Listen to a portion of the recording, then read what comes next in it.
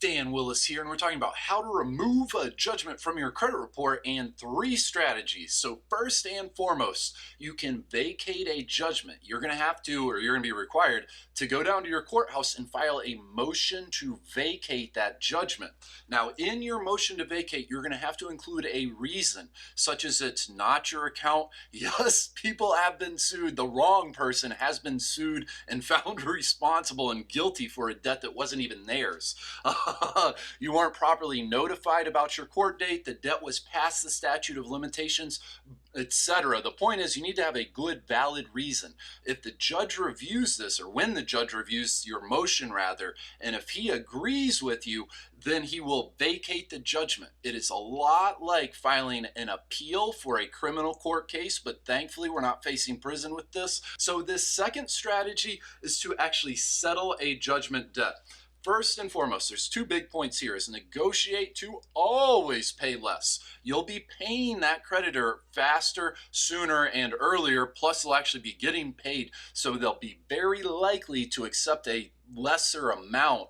To put it mildly, they're willing to work with you is the point.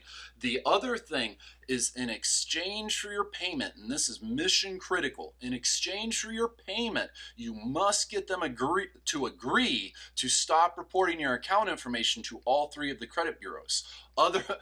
This will enable you and give you the opportunity to very easily remove those bad credit items that creditor is reporting about you on your credit report. So this third strategy is proven to be one of the most effective ways to get a judgment off of your credit report, along with any other negative, derogatory, damaging item. And what you're doing is exercising your rights under the Fair Credit Reporting Act, the FCRA, and this empowers you and enables you to dispute and challenge any item on your credit report that you believe is questionable, inaccurate, or made in error. Now, there's 3 ways to file your dispute. You can do it online, over the phone, and by snail mail. And the big key is here: the credit bureaus are required to investigate consumer disputes. When they conduct an investigation, they're going to contact that courthouse or the third-party data provider when it comes to verifying judgments.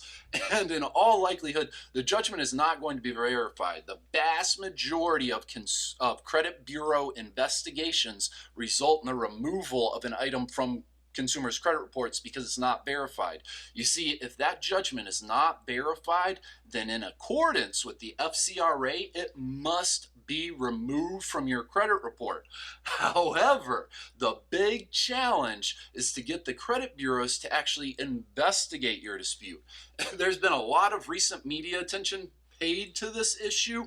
60 Minutes did a recent report on it, and Ohio's Attorney General Mike DeWine, called it, and I quote, about the credit bureau dispute process, that it's a secret operation that is so hard to crack. It is so far from consumer friendly. And the reason for this is because the credit bureaus are private, for-profit businesses.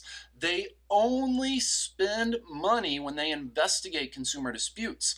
There's been a trail, a history that spanned decades of the credit bureaus violating consumer rights and violating the Fair Credit Reporting Act. This is why we encourage our members to consider professional credit repair help. This is Dan Willis. We're going to include a link in the description below over to an article at our website for the full scoop on how to deal with removing a judgment from your credit report. We also have a free report available there, the 7 proven ways to boost your credit score.